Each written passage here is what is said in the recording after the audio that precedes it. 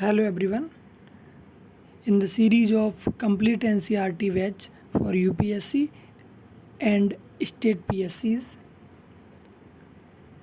today I will teach you chapter number 2 on the trail of the earliest people of class 6th of history subject.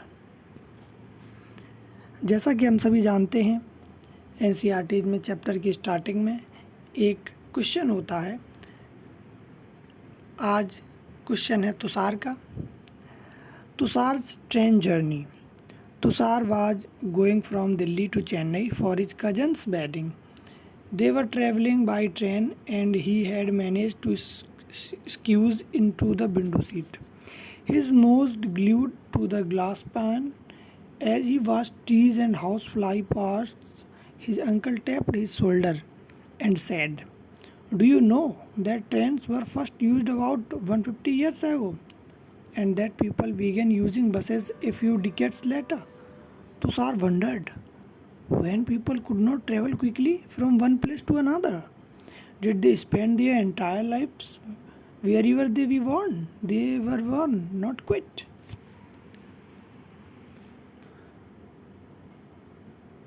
The earliest peoples, why were they on the move? We know about people who lived in the subcontinent as early as 2 million years ago. Today we describe them as hunter and gatherers. हम सभी जानते हैं कि पुरातन काल में जब पृथ्वी का आरंभ हुआ था, मनुष्य जीवन का शुभारंभ हुआ था, तो मनुष्य और जो भी लोग थे वो क्यों एक जगह से दूसरी जगह पर स्थानांतरण करते थे, क्यों मूव करते थे, आइए जानते हैं।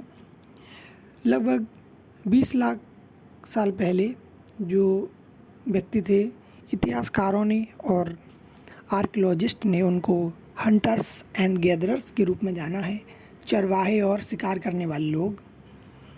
क्लास आपकी बाइलिंगुअल होगी तो आप उसकी टेंशन बिल्कुल ना लें। The name comes from the way in which they got their food. Generally, they hunted wild animals, caught fish and birds, gathered fruits, roots, nuts, seeds, leaves, stalks, and eggs. The immense variety of plants in tropical land like our means that gather plant produce was an extremely important means of obtaining food. None of these things was easy to do. There are several animals that run faster than us, many that are stronger to hunt animals or catch fish and birds. People need to be alert, quick, and have lots of presence of mind. To collect plant produce, you need to find out which plant or parts of plants are edible, that is can be eaten, as many can be poisonous. You also need to find out about this season when the fruits ripen.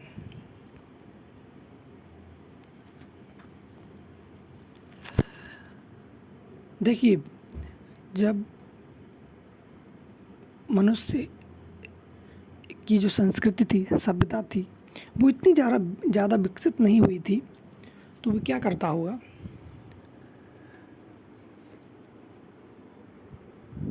Fruits को collect करता था, जानवरों का शिकार करता था। तो धीरे धीरे करके उसको ये पता चला होगा कि कौन से जानवर का शिकार करना है, कौन से का नहीं। स्वाभाविक सी बात है, उसने बकरी का शिकार किया होगा तो उसको कोई समस्या नहीं उत्पन्न हुई होगी, लेकिन जब भी उसने चीता का शिकार करने की कोशिश की होगी तो उसे निश्चित ही बैकफायर किया होगा वो, और उसे पता चला होगा, उसे अनुभव हुआ होगा कि इस जानवर का शिकार नहीं करना है। धीरे धीरे डेवलप होते हैं। इसी प्रकार पेड़ पौधों में कि किस फल का हमें किस फल को एकत्रित करना है, कौन सा फल हमारे लिए लाभदायक है, कौन सा हानिकारक है। कुछ हानिकारक फलों को उसने खाया होगा, कुछ की मौत हुई होगी, तो फिर क्या है, इस तरीके से धीरे धीरे डेवलप हुआ कि अच्छा इसको नहीं खाना है। जैसे आप छोटे बच्चे को देखते हैं कि वो सीखता है धीरे धीरे, माता पिता जो भी क्रियाएं हम घर में करते हैं वही सीखता है। तो इसी प्रकार मनुष्यों ने भी सीखा होगा, मनुष्य प्रजाति भी धीरे धीरे विकसित हुई, है ना। तो नेक्स्ट हेडिंग इज, अब देखिए यहाँ तक तो आपका सिर्फ देखो मेरा मानना है NCERT is totally for concept building, और उसमें जो भी डेटा होता है उसको हम डेटा के फॉर्म में, मैं लास्ट में नोट्स प्रोवाइड करूँगा आपको, तो उसमें आप उन नोट्स के माध्यम से लर्न कर सकते हैं।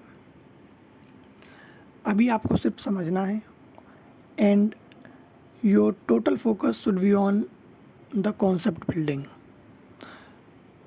तो यहाँ तक आपके कोई काम की चीज़ नहीं थी जो आपके एग्ज़ाम में पूछी जाए, बस आपका कॉन्सेप्ट बिल्डिंग करना है। Next heading is list the skills and knowledge that children of these communities had. Do you have these skills and knowledge? There are at least 4 reasons why hunter-gatherers moved from place to place.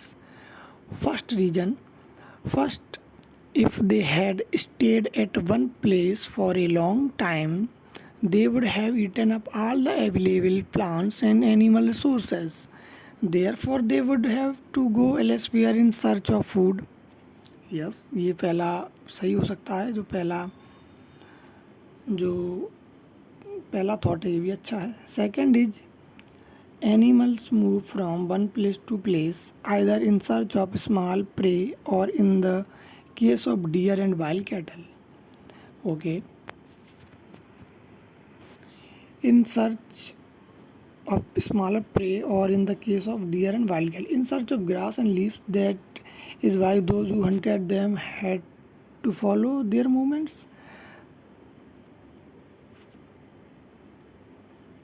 Third is plants and trees bear fruit in different seasons, so people may have moved from season to season in search of different kinds of plants.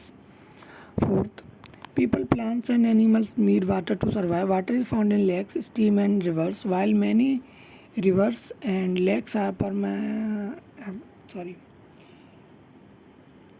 perennial with water throughout the year, others are seasonal. People living on their banks would have to go in search of water during the dry season, winter and summer. Besides, people may have traveled to meet their friends and relatives. Remember, they traveled on foot.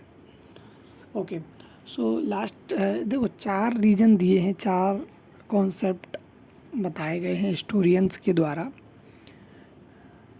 पहला तो हो सकता है कि जिस जगह पे वो रहते थे वहाँ का सारा फूड, सारे जो प्लांट्स थे वो ख़त्म हो गए हों। सेकंड, जो वाइल्ड एनिमल्स थे उनके पीछे पीछे वो गए हों। थर्ड है डिफरेंट सीजन में वो काइंड्स ऑफ प्लांट्स के चक्कर में गए हों। Fourth is very powerful fact is that they change the place for survival. Barter is, very important thing for our lives. Also in present days, barter is, necessary thing for life. So ये सबसे best है कि वो जल के कारण गए हों, क्योंकि हो सकता है कि वहाँ पे सूखा सीजन के अनुसार पानी की कमी हो तो उन्होंने मूवमेंट किया हो। Next, how do we know about these people? Archaeologists have found some of the things hunter-gatherers made and used. It is likely that people made and used tools of stone, wood and bone, of which stone tools have survived best.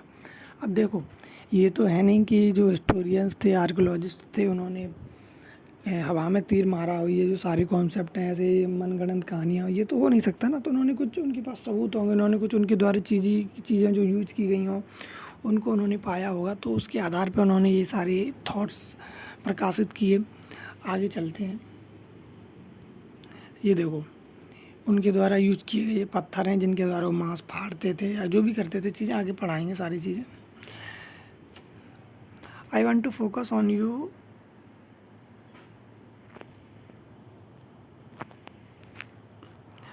stone tools. These are example of the earliest stone tools. These were made several thousand years later. These were made later still. These were made about 10,000 years ago. Okay. These are natural pebbles. Okay.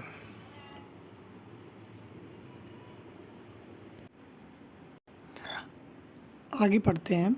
Some of these stone tools were used to cut meat and bone, scrape bark and hides Animal skins chop fruit and roots. Some may have been attached to handles of bones or wood to make spears and arrows for hunting. Other tools were used to chop wood, which was used as firewood. Wood was also used to make huts and tools. अब देखो ये इन पत्थरों का use किस तरीके को सिलते थे, है ना. So these are the major things which we can focus.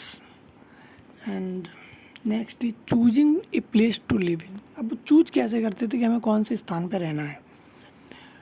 Look at map second below. Okay, इस मैप पे देखिए आप. ओके, पढ़ते हैं आगे. All these places marked with red triangles are sites from archaeologists have found evidence of hunter-gatherers. Hunter-gatherers lived in many more places. Only some are shown on the map. Many sites were located near source of water, such as rivers and lakes. अब देखो जो red triangle है ना, red triangle एक तो कुरनूल है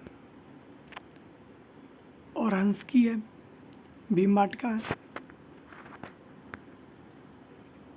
okay, तो ये जो वो जगह हैं जहाँ पे हंटर और गैदरर्स के सबूत पाए आर्कियोलॉजिस्ट ने. आर्कियोलॉजी में ये पता चला.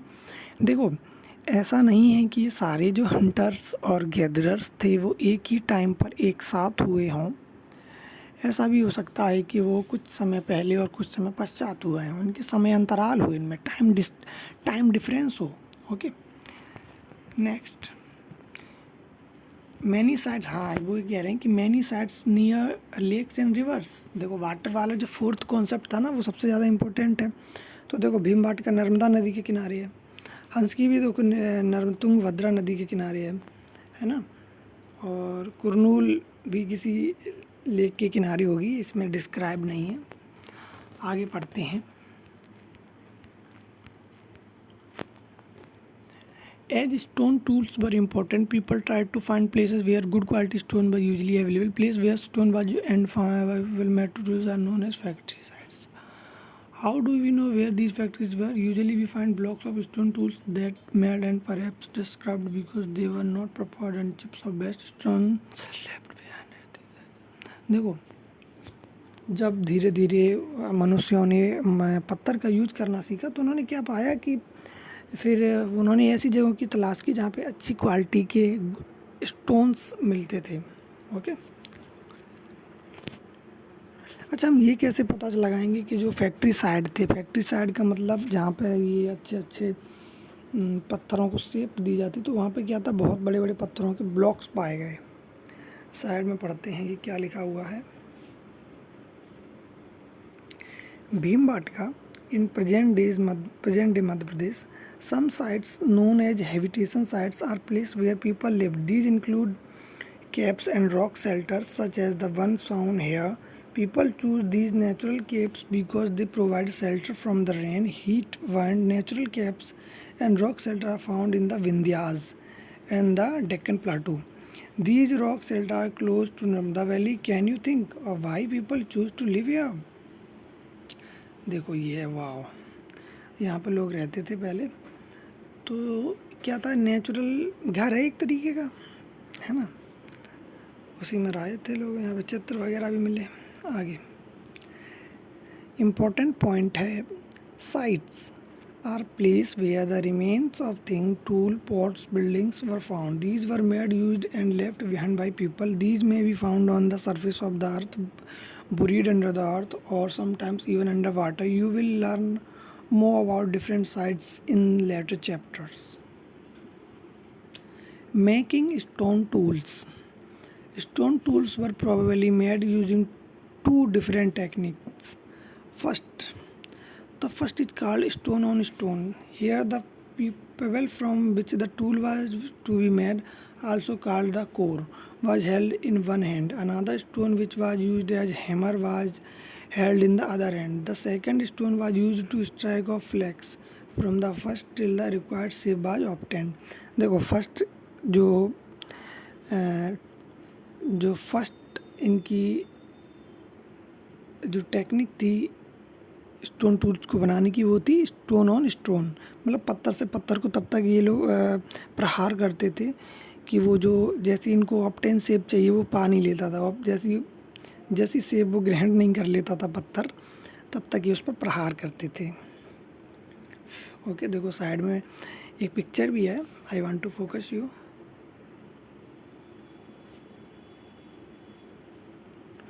How stone tools were made, one of the two techniques is shown in the illustration. Try and identify. And second was pressure flaking. इसमें क्या होता है, here the core was placed on a firm surface. The hammer stone was used on a piece of bone or stone that was placed on the core to remove flakes that could be shaped into tools. इसमें क्या होता है, बड़ा पत्थर मतलब hammer के उसको बोलते हैं। बड़े पत्थर को ये लोग छोटे पत्थर या फिर जो भी स्टोन होता था तो उस पर क्या करते, बोन होती थी, उस पर ये एक्स्ट्रा पार्ट पे ही प्रहार करते थे जिससे वो टूट जाता था और जिनको जैसा शेप जिनको इन्हें देना होता था वो प्राप्त कर लेता था। Next heading is finding out about fire. अब आपको यहाँ तक समझ में आ गया होगा। अब next, find the Kurnool caves on map 2। Okay, we are going to map 2।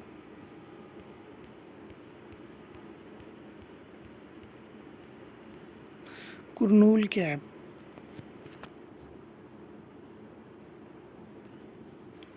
Andhra में है ये।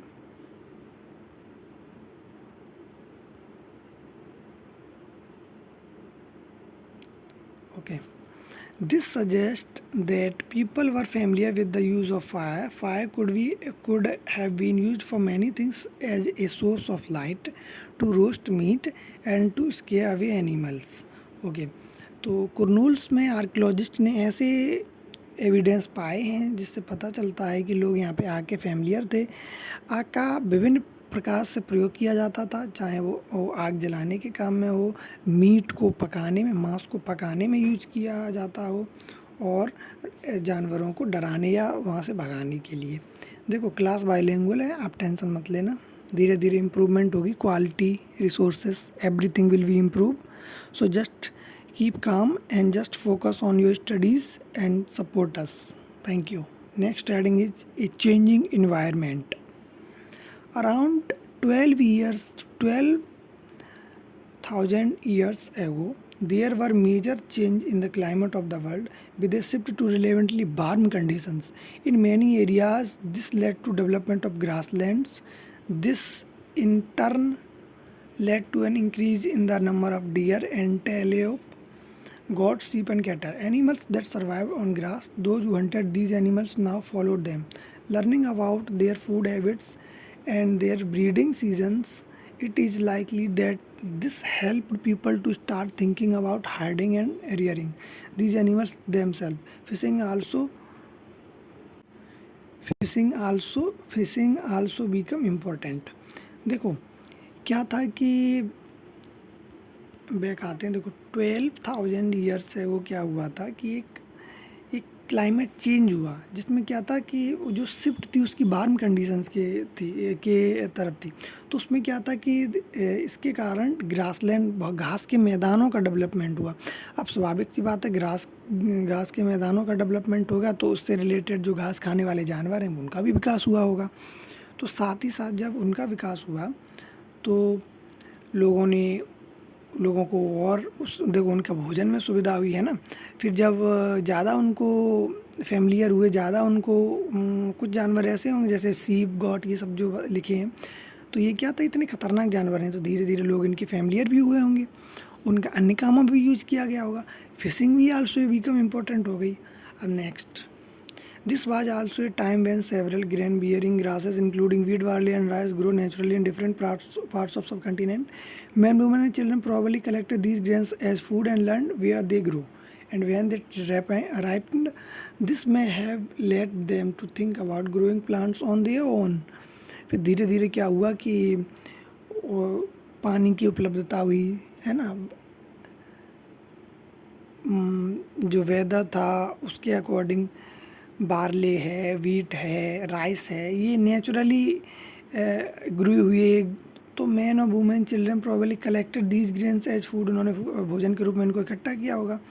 तो क्या था, फिर उन्हें पता चला कि कब पकते हैं, फिर उन्होंने दोबारा अपने खुद के पेड़ लगाना शुरू किया, है ना, कब पकते हैं, उन्हें मौसम धीरे धीरे अनुभव हुआ होगा कि उन्होंने एक दो बार असफलता को, तो ये सब चीज़ें आगे। Next, names and dates. अब ये इम्पोर्टेंट है, बहुत ज़्यादा इम्पोर्टेंट है ये आपके नोट्स में भी आपको मिलेगा। सो मच बहुत ज़्यादा इम्पोर्टेंट है, बहुत ज़्यादा। Archaeologists have given lengthy names for the time that we are studying. They call the earliest period the Paleolithic. This comes from two Greek words, paleo meaning old and lithios meaning stone. The names points to the importance of finds of stone tools. The Paleolithic period extends from 2 million years ago to 12,000 years ago. This long stage of time is divided into the lower, middle and upper Paleolithic. This long span of time covers 99% of human history. The period when we find environmental changes beginning about 12,000 years ago.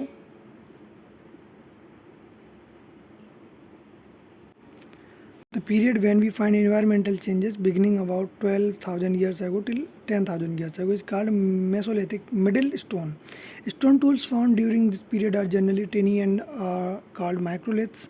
Microliths were probably stuck on the handles of bones or wood to make tools such as saws and sickles. At the same time, older varieties of tools continued to be in use. देखो, जो microlith से वो छोटे पत्थर होते हैं, है ना। जो मेसोलिथिक थी वो मिडिल स्टोन एज थी। उसमें क्या था, जो पुराने जो पत्थर यूज करते आ रहे थे वो भी करते थे, लेकिन नए छोटे पत्थरों का भी इन्होंने अच्छे से यूज करना स्टार्ट किया। Now look at the illustration on page number 13. Do you notice any difference in the tools belonging to these periods?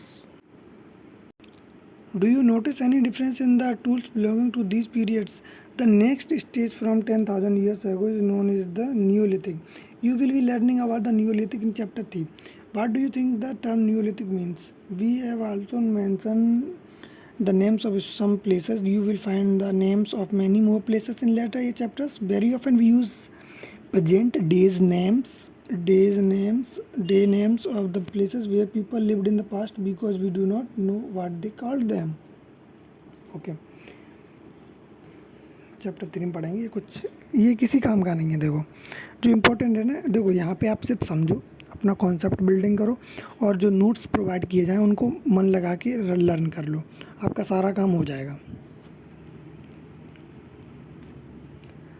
Rock paintings and what they tell us. Many of the caves in which these early people lived have painting on the walls. Some of the best examples are from Madhya Pradesh and southern Uttar Pradesh. These paintings show wild animals drawn with great accuracy and skill. देखो ये side में देखो कितनी, ये painting from a rock shelter. देखो ये कोई जानवर है, इसको एक आदमी पकड़ रहा है। अब साधारण सी बात, उसने देखा होगा तो उसने कोयले से या किसी चीज़ से उस जो गुफा थी उसमें उसकी दीवार पे अंकित किया होगा, है ना। Next, who did what? We have seen that the earliest people hunted, gathered, plant, produce, made stone tools and painted on cave walls. Is there any way of finding out whether women hunted or men made stone tools, whether women painted or men gathered fruits and nuts? At present, we do not really know. However, there are at least two possibilities. It is likely that both men and women may have done many of these things together. It is also possible that some tasks were done only by women and others only by men. And again, there could have been different practices in different parts of the subcontinent. देखो वो ये कह रहा है कि ये हम कैसे जानेंगे कि कौन सा काम किसने किया। जो हंटिंग और जो फूड कलेक्टिंग थी वो किसने की, मैन ने की कि वुमेन ने करी। तो इसका देखो हम तो ऐसे पता नहीं लगा सकते हैं, लेकिन हाँ देखो अब महिलाएं कोमल सौम्य होती हैं उनसे भारी पुरुष की तुलना में, तो हो सकता है कि जो शिकार वाला काम है वो हंटिंग गैदरिंग ये सब मैन ने किया हो, और बाकी जो छोटे मोटे काम देखो ये तो इजी टू अंडरस्टैंड है। Next point is ostriches in India. Ostriches were found in India during the Paleolithic period. Large quantities of ostrich egg shells were found at Patna in Maharashtra. Designs were engraved on some pieces while beads were also made out of them. मनके भी बनाए गए इनके भैया। Okay, A closure look हंस की site है. A number of the earlier Paleolithic sites were found here. At some sites, a large number of tools used for all sorts of activities were found. These were probably habitation cum factory sites. In some of the older, smaller sites, there is evidence to suggest that tools were made. Some of the sites were close to springs. Most tools were made from limestone, which was locally available. ठीक है. हिंदी में क्या है कि limestone से कुछ tools बनाए गए हंसकी में, है ना. यहाँ पे फैक्ट्री साइट्स थी, ऐसे एविडेंस आर्कियोलॉजिस्ट को मिले हैं. इलेस वेयर, ये इंपॉर्टेंट पॉइंट्स दिया हुआ है. Find France in your Atlas. Okay, ये यूरोप में पड़ता है. ये the painting below is from A cave in France. These site were described by from 4 school children more than 100 years ago. Okay, paintings like this were made between 20,000 and 10,000 years ago. Many of these were of animals such as wild horse. देखो एक चीज़ और आज जान लो, पहले chapter में मैंने ये नहीं बताई थी आपको. जैसे ये एक रेखा है, ये जो पॉइंट है ना, यहाँ पे क्या था कि क्राइस्ट का जन्म हुआ था. ठीक,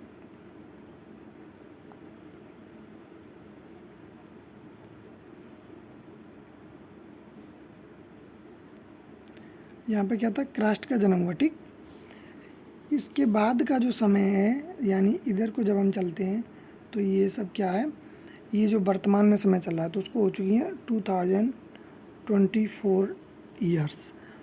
इसके जो इधर चलते हैं ना, ये भी पॉजिटिव में चलता है, समझ में आए. जैसे कि यहाँ पे जो चीज़ हुई होगी वो तो पहले हुई होगी, है ना,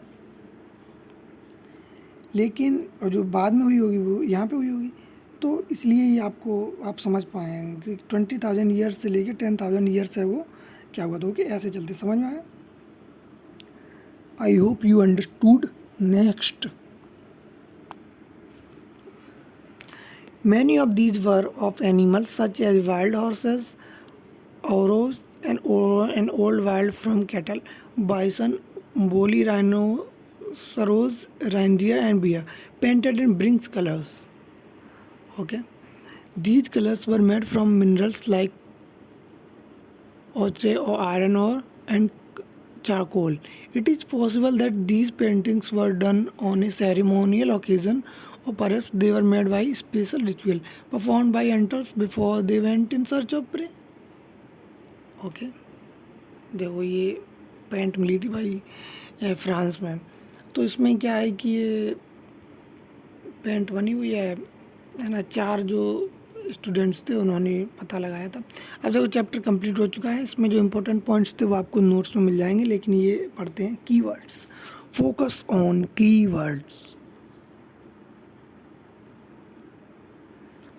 हंटर एंड गैदरर्स हम बता चुके हैं. हंटर्स का मतलब होता है शिकार करने वाले, गैदर्स मतलब फूड इकट्ठा करने वाले. साइट, साइट का मतलब होता है जहाँ पे आर्कियोलॉजिकल एविडेंस प्राप्त हुए, आर्कियोलॉजिकल साइट्स. हैबिटेशन, जहाँ पे लोग रहे, है ना. फैक्ट्री, जहाँ पे जो माइक्रोलिथ से जो पत्थर थे, स्टोन शेपिंग होती थी. पैलियोलिथिक सबसे अर्ली स्टेज था, मेसोलिथिक मिडिल का, और माइक्रोलिथ्स छोटे छोटे पत्थर होते हैं. ओके, ये इमेजिन करने को बोल रहा है, आप बिल्कुल भी इमेजिन ना करें. कंप्लीट करते हैं इन सेंटेंस को. Hunter gatherers choose to live in caves and rock shelter because. क्यों करते थे, देखो रेन से बचने के लिए, वाइंड से बचने के लिए, डायरेक्ट सनलाइट से बचने के लिए, है ना. Second is grass land developed around, ये 12,000 ईयर्स एगो हुआ था जब क्लाइमेट चेंज हुआ था towards warm weather. Okay, early people painted on the walls of caves की दीवारों पर पेंट किया था. Okay, in Hunsgi tools were made of stone से बनाए जाते थे. Okay, completed. इम्पोर्टेंट डेट्स दी हुई हैं. Some important dates, The Mesolithic period, 12,000 years to 10,000 years ago. The beginning of Neolithic, 10,000 years ago. Okay, let's do. You are UPSC, serious UPSC aspirant, please don't focus on the extravagant things, just focus on the your